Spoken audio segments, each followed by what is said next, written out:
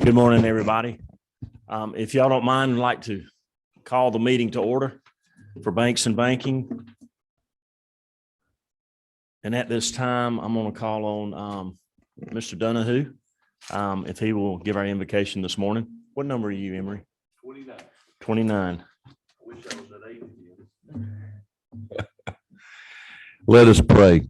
Heavenly Father, we love you. We lift you up. We thank you for the rain. We pray that you be with each family here, that you protect them as we're away. Watch over us, guide us. Help us, Lord, to take the facts that we deal with and do the things that are right for our country, the state, and the people that we serve. All these things we pray in Jesus' name. Amen. Thank you, sir. This morning is, an information meeting. I know everybody is running around with trying to get bills ready before crossover, but we just want to have an informative meeting. And I appreciate everyone driving in this beautiful sunshine this morning. I know you probably want to stay home and drink coffee and look outside, but thank you for being here with us this morning. And with that, I'm going to turn it over to our first speaker is going to be Paul Russonov, Vice President of State Relations for Visa. And I know we all heard about Visa and MasterCard, what they were doing in Russia. But Paul joined Visa's policy team in June of 2005. Prior to that, he was the Executive Director of State Public Policy at Time Warner for 6 years. Paul is responsible for lobbying and public policy outreach involving Visa issues at the state level in the U.S., focusing on the eastern half of the U.S. And with that, if we can call Paul up, he's online.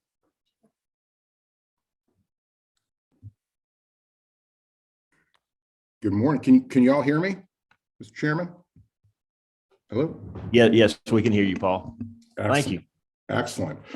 Well, good morning, and thank you so much, Chairman Williams, for your kind introduction. I am really honored and pleased to be here this morning and have the opportunity to talk a little bit about Visa payment networks and payments, all before a lot of folks kind of have their first cup of coffee. So you are a brave lot, and my hat is off to you all. One quick thing I do want to mention is the fact, something that we're really proud of at Visa, and is that in September of last year, we announced our new office location in Atlanta. So we are going to be putting in about 1,000 new jobs in the state in both technology and client services. We've got temporary space now at 1230 Peachtree Street, and we expect to open our permanent space by the end of the year.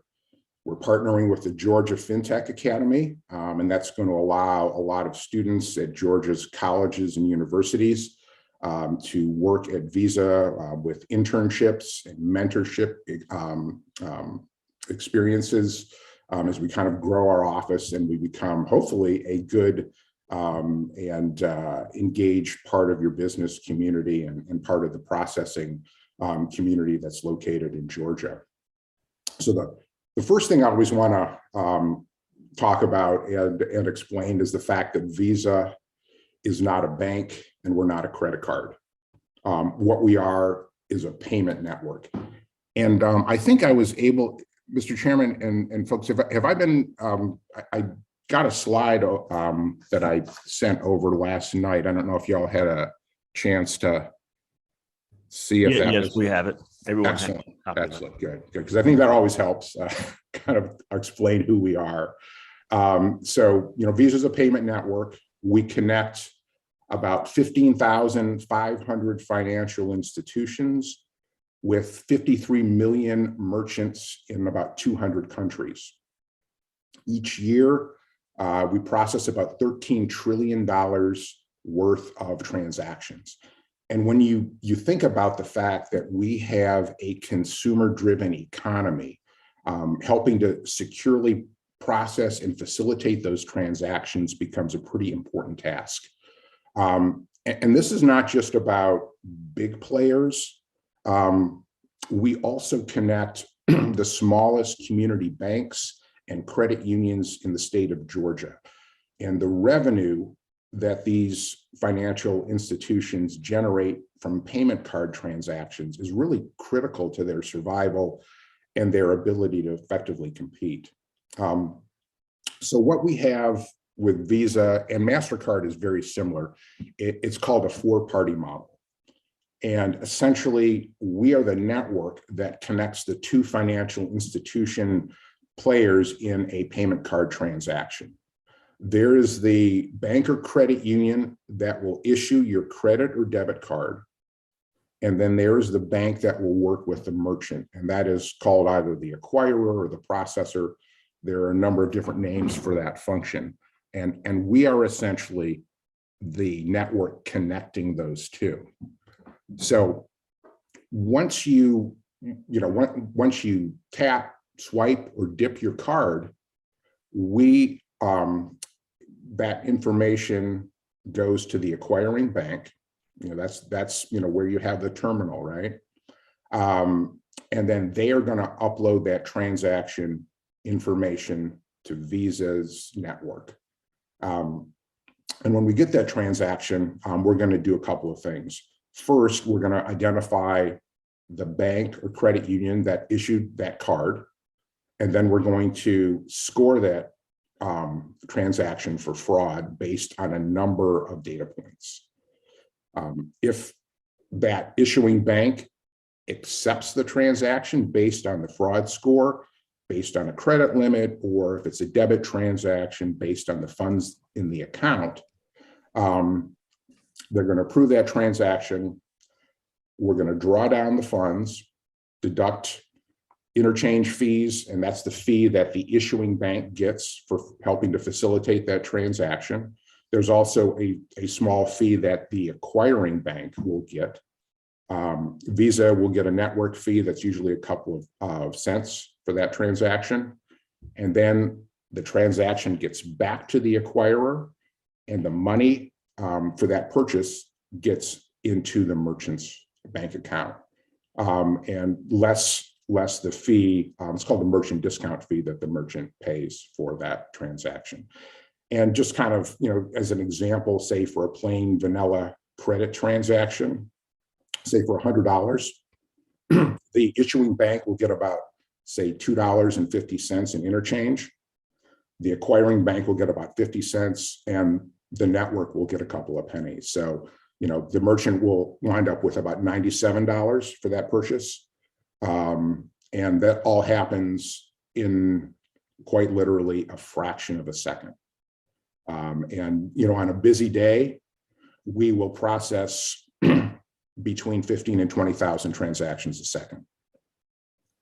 So that's there's some big numbers there, but I think we're performing a pretty important task. And let me stop right here. I know there's a lot to digest, and I'll be happy to take any questions from you or from the committee.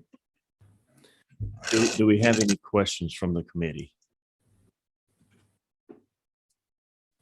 I had a question. We've seen recently in the news where Visa and MasterCard ceased all lines in Russia. How do y'all figure that's going to affect Visa worldwide? There will be an impact for sure. I've been here. This is my 17th year at Visa. This is the first time I've seen anything like this. It will go into effect at midnight Moscow time tomorrow. We will cease all transactions, both for cards that are issued by Russian banks. So those cards will not work outside of Russia. And we will cease all transactions for Visa banks that are outside of Russia, inside the country. So inside and out, there'll be no more transactions. We are closing our offices in Russia. We are transitioning out our employees in Russia. They can either take new jobs at Visa in other countries, or they're being transitioned out. So it is really a very serious break and ceasing of operations in that country. Russia is, this is not going to be the heart of our business, obviously. There will be an impact, but we feel pretty strongly about the situation, and I think we announced on Saturday that all this will be happening. So we hope it's going to have some effect, Mr. Chairman, and that's obviously why we're taking this pretty drastic step. Right. Well, speaking for myself and for the committee, we appreciate your time today. And if you ever have a chance, stop by the Capitol. We'd love to see you. And thank you for zooming in this morning. Yes, sir. Thank you very much. And we would also like to extend an invitation at some point when we get our offices up and running in Atlanta to have you all come by and visit. Okay. Paul, I'm sorry. I had one more question. Yes, sir. Jasmine Clark. Thank you, Mr. Chair. Good morning, Paul. Thank you for joining us so early in the morning. My question has to do with fees. You said you've been around for 17 years. Have you seen that the fees for business owners has been relatively static, or how has it changed over the years? And do y'all see it changing in the future as far as going up or going down? That is a great question. I believe they've been relatively flat over time. What we just literally last week announced, which I think is some good news for everybody, we are cutting our small business interchange fees by about 10%. It's something we just announced last week. So that is one area that is being reduced. So we're hoping to be able to help small businesses as they navigate in these kind of difficult and uncertain times. So that is, and I'll be happy to send you some information on that. But that is one area where fees are actually going down. But I think overall, interchange fees and processing fees have been relatively flat over the time that I've been at Visa. Thank you, Jasmine. Next, we're going to have Tom Bell speak to us. And Tom is the Executive Director of Third Party Systems, Synovus, and CEO of MAST. Is that right? Tom currently serves as Executive Director, Third Party Payments of Synovus, and CEO. Bell has been in the consulting, technology, and payments industry for more than 40 years, and he has served as the CEO for Bank of America Merchant Services, Merchant eSolutions, and Transaction Services Group. And with that, Tom, you have the floor. I know everybody has the presentation, so I might just refer you first to page 2. And probably most of you know this, but Synovus actually is the largest bank headquartered in Georgia, formed in 1882 in Columbus. And about a simple act of kindness, as it says on the chart there. But in the future, I could certainly provide more history around that because it is a really fascinating story. But to quickly move into the discussion, go to slide number 3, which is labeled Financial Institutions' Role in the Payment Ecosystem. And our prior speaker did cover a lot of this in concept, so I'll go quickly. But basically, when you think about card payments, there's 2 macro processes that occur. There's the authorization process, which is kind of the top part of this chart. And then there's what we call the settlement process, which is the bottom part of the chart. So as an individual who uses credit cards every day, the way you need to think about this is that the authorization part is when you swipe or tap or dip your card at a retailer, and that instant approval occurs. And then the settlement process is basically when the merchant gets their money at the end of the day or the next morning. A bank is really, the glue that makes all this work, because to be a member, to be connected to a card association such as Visa, in the United States, you have to be a financial institution. You have to be a bank. So in the beginning of the card industry, basically banks provided that connectivity from a merchant, a retailer, to the card networks. Well, with the ubiquity of cards as it occurred, banks could no longer just do that on their own. So they started to extend that connectivity, or if you will, sponsor others to be connected to the card association. So for example, what's called an ISO, an independent sales organization that basically sells and services the merchants, the retailers, but ultimately they're using Synovus's connectivity, for example, to the card associations. Processors also play that role. But as you look across the bottom here, so basically the merchant submits their transaction, the acquiring bank submits that to the card networks to the issuing bank.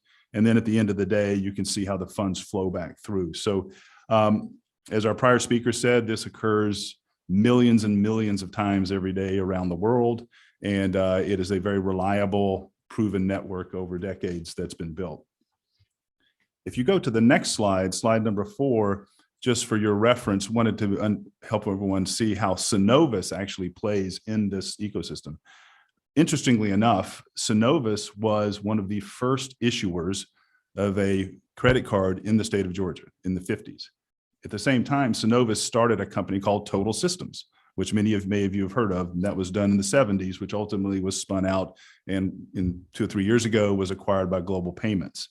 But basically, Synovus plays 3 roles. On the far right, Synovus is an issuer of credit cards. So you can have a Synovus Visa card, a Synovus Business Visa card. Synovus also provides merchant services. So part of my team is the team that goes and sells and services thousands of merchants in the 5-state region that we serve. They help them establish their account, they help them get started, and they service that account. So that's our Synovus Merchant Services. And then also we provide sponsorship services. As I mentioned before, we extend the connectivity to the networks via our sponsorship services. So Synovus has about 15 companies that they sponsor, some as big as Global Payments, some as small as some startups. But on an annual basis, we facilitate about $100 billion of the trillions that was referenced in the prior transaction, about $100 billion of payment transactions that occur in this network as it's depicted on this piece of paper. So I know we have very little time, so I'm going to stop there and hopefully be able to answer any questions you have. Thank you. 22, Good morning. Mr. Ridley. Got me? All right. Good morning. Actually, I'm kind of real familiar with this. My mother-in-law worked for y'all for about 30 years up in Chatsworth. I guess not really with this part of it, but I was just looking at your assets and loans, and y'all run about an 80% loan to deposit ratio. Is that usually where y'all run at, or is it because of COVID? Is it down a little more? It's, interestingly enough, the loans has been actually up due to the PPP program that will start to bleed off, as it is bleeding off to date. But, Synovus actually was very successful in helping small businesses with the PPP program, over the past, year or so. Okay. So y'all usually run less than 80% on the loan deposits, or is that kind of like where y'all like to stay? That's typically where it is. Okay. I mean, because the deposits, it's flexing on both sides, the loans and the deposit side. Okay.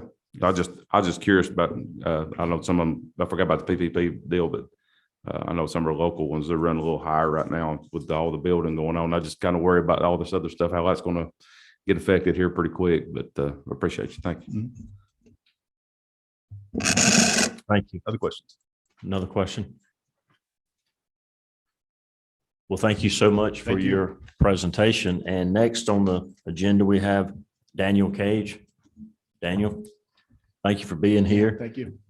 Daniel is a CEO of SpeedChain. He has been in the fintech leadership role for 15 years, currently serving as CEO of SpeedChain, a data platform that enables highly secure commercial payments and dedicated communications. His companies have helped millions of purchasers and businesses diversify and expand their payment and product options. Daniel has also authored multiple patents in the payments, security, and blockchain space. Mr. Cage, thank you for being here, and I'll turn it over to you. Great. And I'll keep my comments brief as well. And thank you, Chairman, for having us today. So probably the interesting part of my part of this morning is really new technology. So think of SpeedChain and other companies like mine are data platforms, and we are in support of banking and transactions. So when you hear about the billions of dollars that are going back and forth for us, whether it's card transactions, ACH, check, we are a data platform that helps secure those transactions. And so primarily, we deal in a lot of cyber issues. So things that are coming out because of what's going on in Eastern Europe certainly is high on all of our minds as well. But then there's also traditional things like check and some ACH. And so the data platform that SpeedChain and other companies like ours do to support this industry is a great example of it is business email compromise, which I'm not sure. I think it's probably something that's come up, I'm sure, in the last year or so. But that is BEC. The FBI cites about $1.9 billion in fraud a year with BEC, and it's a very simple. It's not really a banking issue. It's a communication issue. Somebody fishes for somebody's email and gets into a conversation, and they're very sophisticated. You would never know, and it sounds just like the person you're emailing, and are able to change routing or really banking numbers. And so we provide another layer of security over those transactions. I think one of the reasons I was probably invited this morning was part of our security is blockchain based. I will disappoint all of you in that a lot of the crypto and all the trading thing, that is not the world we're in. We're in blockchain, not Bitcoin. So I think I always have to start by saying that, but certainly can answer some questions on that. But really that there is, what's exciting about the space is the infrastructure that you've been hearing about this morning, so robust and so sophisticated that companies like ours or just new technology that allows for a greater speed or security is helping that industry, I think, across the board. So with that, I can answer any questions you might have. Thank you, sir. Do we have any questions from the committee? Number 24. My number's gone. With all the stuff that's going on, the threats of cyber attacks from Russia and everything else, Yeah. Is that real concerning to you? How secure are we? I worry as an old guy, I worry about the fact we've got so much of this kind of strung out there in space. And could one little thing just disrupt everything, like the pipeline when we couldn't get our gas and stuff? You know, it's so the things that we are concerned with more than anything is critical infrastructure. So anything kind of that falls under that. And so financial services is certainly part of that. You know, there are a lot of smart people on our side too, right, that are working on these issues. And so and it is, you would have to be very coordinated and obviously organized to pull any of that stuff off. And look, and as we all know, there are a lot of smart people on both sides of that, and everyone's working as hard as they can. You know, I think Tom can, with your history, I mean, there's always been bad guys and there's always been good guys. And I think this is no different. It's just that it's you know, sophisticated on the tech side. And it will continue to be a battle. We were at ATPC, which I sit on the cyber security board, the American Transaction Processors, which Jay and others are a lot of people in this room are also a part of. We had a meeting right before COVID 2.5 years ago, and the head of cybersecurity for the Secret Service was there, and he said, today, this 2.5 years ago, he goes, today is the safest day in cyber that we'll have. And then tomorrow will be the safest as well. And so 2.5 years later, we've seen Colonial and some other things, but so the defenses are also becoming more sophisticated as well. So it'll be continuing as we go. I guess the thing that gets me, I can go online and look at a pair of shoes. Within seconds, everybody in the world knows that, and I'm getting ads back. How do these people shut down the pipeline? We can't figure out where the heck they are, or we can't do anything about it. That's what, here again, I'm an old guy and I can't get all this in my head. I want something to happen immediately. Right. And how long was that thing shut down? Week or so? Yeah, you know, it's interesting. And I think a lot of the legislation, both on the national level and on the state, has been more around, has been very focused on kind of reporting. And one thing that I will say is in our industry, and I sit on another cyber board as well, and there are members from the insurance community and some others. We are all heartened by how coordinated companies are normally that would be competing with each other, that share these events immediately. And it's really to establish best practices as quickly as possible, because it doesn't help anybody to not share that. So I think that those stories and many like that are, as each one happens, the industries as a whole, not just one company or another, industries as a whole are sharing those best practices and getting better at identifying those. As far as social media and what they're doing, I'm not the right person to answer those questions, and I don't pretend to be. So, and those are national issues that I think they have to work out. But that's how these industry, or certainly our industry, is handling it. Thank you. Thank you. Representative Allens? Yeah, just real quick, the disclaimer you gave about not being in crypto, tell me more about, is that intentional? Is that just a strategic decision on the part of your firm? Yes, I mean, that is just, our business focus has never been in crypto. We are early on accused of being boring, but we really use blockchain as a security mechanism and an identification. So we were never in that.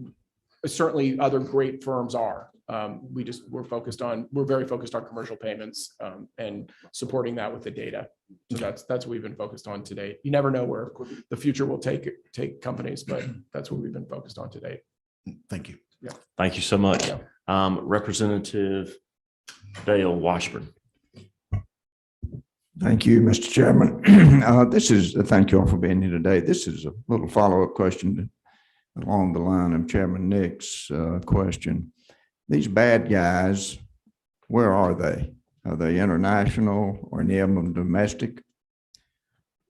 Again,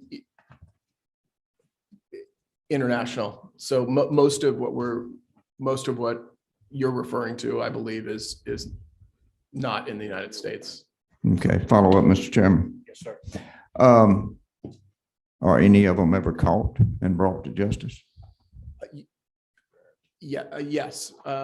Again, I don't want to, I'm not law enforcement, and I certainly sit on boards with incredibly talented law enforcement folks who are much better suited to answer those questions. But yes, some are, and certainly they would be the first ones to say that they're actively, frustrated when they don't get caught and work hard to get them caught. So, and everyone, there are a lot of smart people focused on getting better at that every day. So. Thank you, Mr. Chairman. Randy, did you have no? Okay. One more.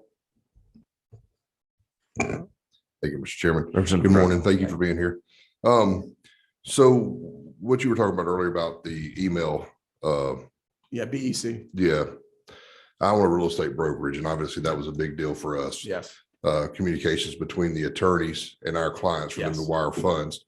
Is that kind of where y'all focus on in the process? And where do y'all step in? Do you step in between the banks? Obviously you don't do anything with the email. We have some encryption methods now that we try to use and the attorneys use more.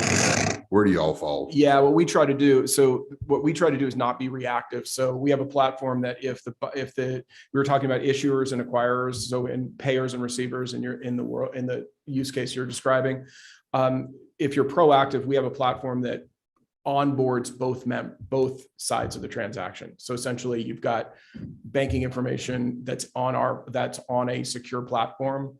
And then that allows for secure transactions between payer and receiver.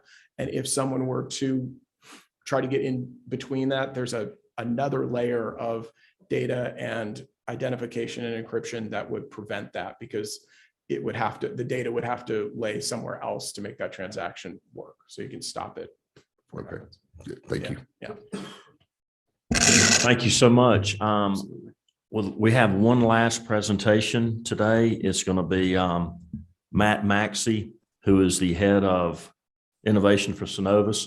Matt, can we call you up, please? Line, can you hear me? Yes. Matt, would you introduce yourself to us and just give us a little bit of your background? Thank you, Mr. Chairman. Thank you, committee, for having me this morning. It's my pleasure to be here and to talk to you about digital assets. Again, my name is Matt Maxey. I am located in Columbus, Georgia, which is where the Synovus headquarters are. This morning, I'm actually in my Atlanta office, just across the street from the Braves Stadium. And my focus for the bank is in the area of disruptive product innovation. And what that really means is looking outside the bank within the industries that we operate and looking for opportunities to bring additional value to our customers. And so that's what my team and I do day in and day out. I've been in financial services for almost 20 years and bring a lot of background from an IT operations, product, and strategy perspective to this role.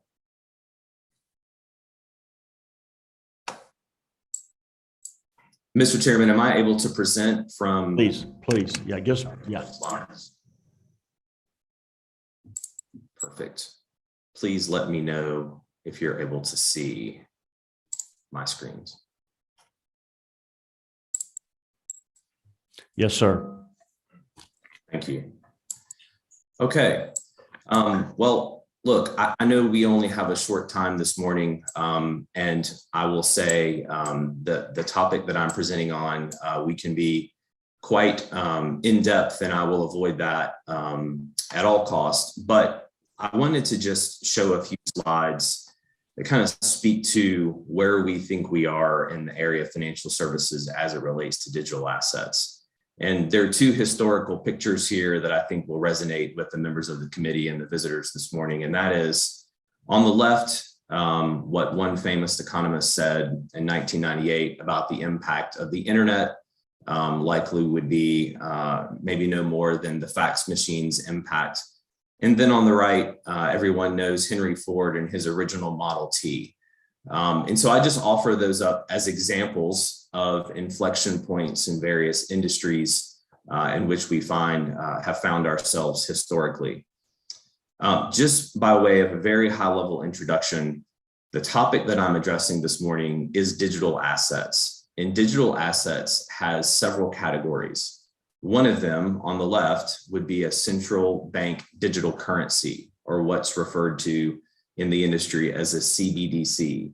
You see the Federal Reserve and other legislative bodies in the US are taking up research around the possibilities of creating a central bank digital currency. There's one listed here. There's several actually globally, and the digital yuan is the example here.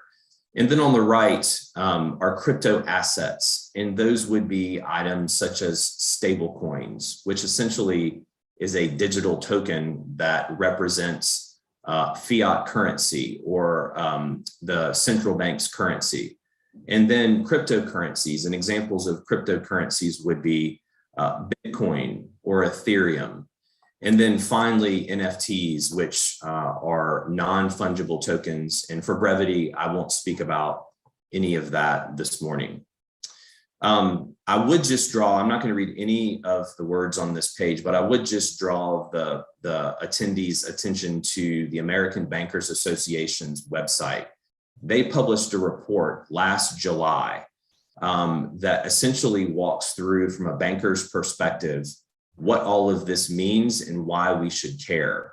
And so it's very well laid out. It goes into the intricacies of both the blockchain technologies that power digital assets, and it also looks at areas such as non-fungible tokens, cryptocurrencies such as Bitcoin, as well as central bank digital currencies, the historical view, the current view, and potential scenarios for future views.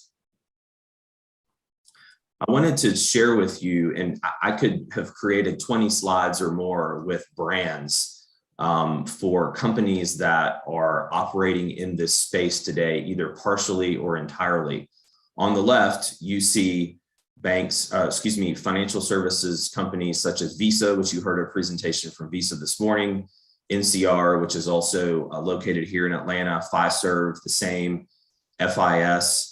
And on the right, you see some of the banks, both here in the US and globally, that have begun to put services and products into the marketplace for their customers as they relate to digital assets. And some of those products are things like the ability to buy through their mobile banking platform and hold, say, for example, Bitcoin, which could be viewed by many banking customers as an emerging asset class.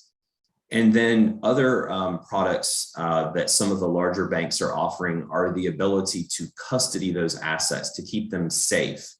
think of them as an emerging new type of digital lockbox, where if someone owns Bitcoin or Ethereum, some of the larger banks have custodial platforms that allow customers to store those assets on those platforms safely and securely, as well as move them in and out of their bank. So I wanted to just provide that industry perspective. Of course, you'll see Synovus's name here in the bottom right. We have plans this year to offer Bitcoin access to buy and hold within our mobile banking platform. And there are really two reasons for that. We see the need in the industry, but we also see that our customers are active in the cryptocurrency exchanges. And then the second instance that I will touch on is us joining the USDF consortium in just one moment. I did want to just show you very simply that these are some of the top cryptocurrencies that trade worldwide. You see Bitcoin at the top, Ethereum, Tether, which is a stable coin pegged to the US dollar. So I wanted to just provide some of those for reference. You'll see here that, and this is a helpful chart that was provided by CipherTrace, which is a company that provides security and compliance monitoring for companies that operate in this space. They have an interesting chart here I'm sharing with you about how some of the regulators view cryptocurrencies and digital assets around the world. And I would be remiss if I didn't say that this is an evolving landscape, even here in the US. Various regulating bodies, including the Federal Reserve, the OCC, the FDIC, even the president's own working group and the United States Congress are continuing to evolve in their views and to what extent US companies and banks will be able to operate in this space. So with that, I'm going to skip to the very end just for the sake of time and just show you one last slide here. I mentioned there were two areas that Synovus is getting involved. The first one was the ability for our customers to buy and hold Bitcoin in their mobile banking platform. And then the second was earlier this year, in early January, we made it a strategic decision to join a bank-owned consortium called the USDF, as in Frank Consortium. The reason why we did that is because the consortium will essentially create a closed loop network that operates on an open blockchain and smart contract technology to be able to tokenize or create a digital version of deposits in a customer's account and move those between licensed banks within the United States. And that, we believe, is a potential bedrock infrastructure innovation play for the banking industry. And so we have signed up as a founding member. We're helping work with other banks and law firms and regulators shape what that network will look like longer term, and what types of innovation we can use to drive value for our customers on it. So with that, I will just stop and see what questions there might be amongst the group.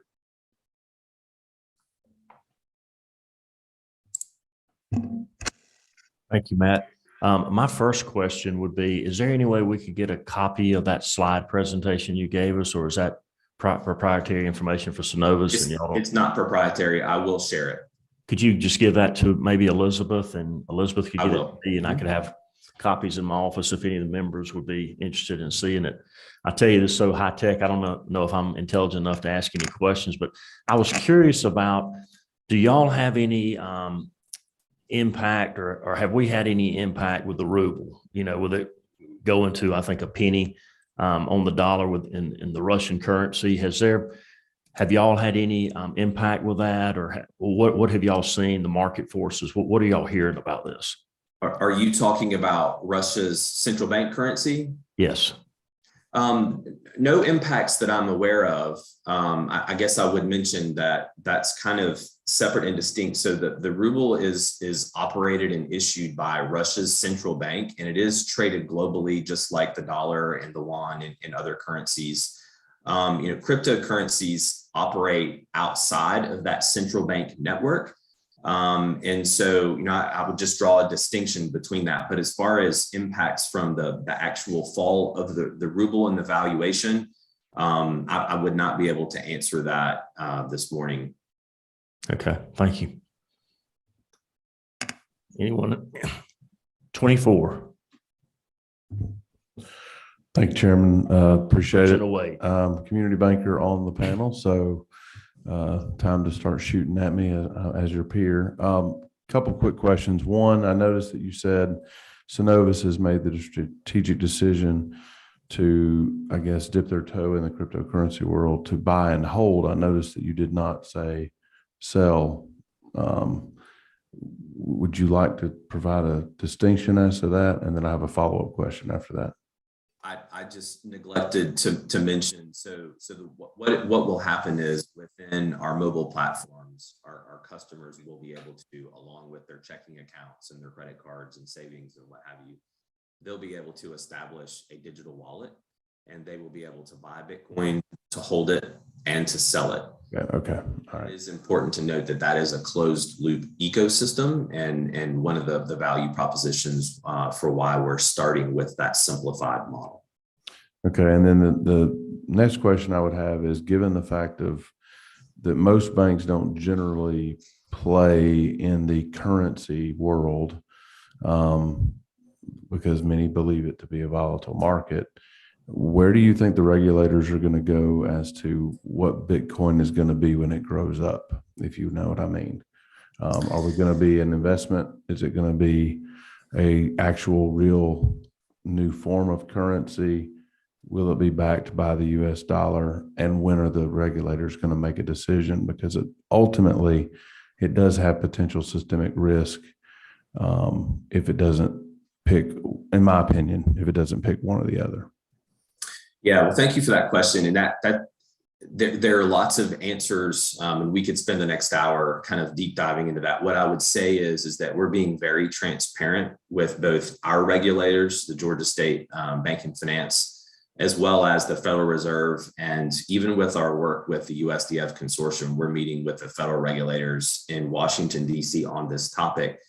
With regard to the banks getting involved in these marketplaces, I guess I would say, there's a distinction upon which there is a lot of irrational behavior outside of the banking system when you look at digital assets. There's no question about that.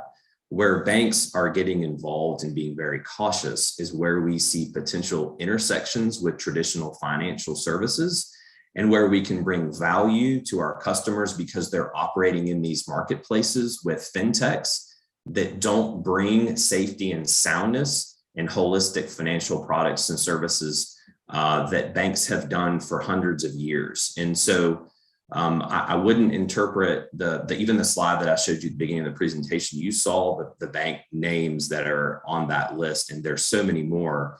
I would say we are proceeding cautiously in a way that we think we can safely add value and in transparency with our regulating bodies, both at the local level and at the federal level. And we're doing it in lockstep with other financial institutions for that purpose. Thank you so much. I'd like to thank all the presenters this morning. It's been very informative, and members, thank you all for being here. I know everybody is running crazy, but I really appreciate you being here. And I wanted to thank Jay Morgan for helping us provide this today. And he has coffee out there for everyone. And also Elizabeth Chandler. No. And, but I'd like to thank everybody for being here today. And let my banker friend have one more word. I apologize. I was listening on Zoom while I was driving in, and I just wanted to share this from a rural banker's perspective.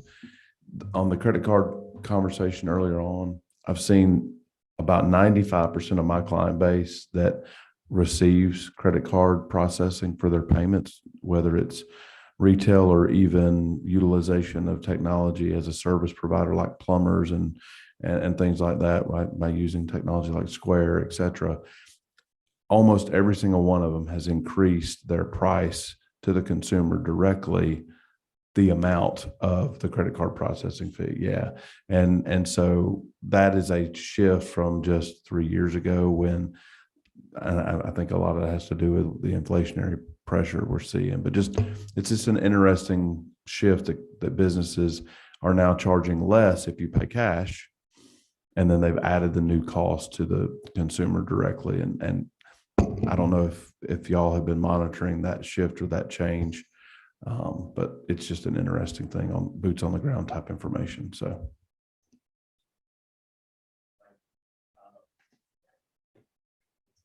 Last question. Yeah, thank you, Mr. Chairman. I appreciate that.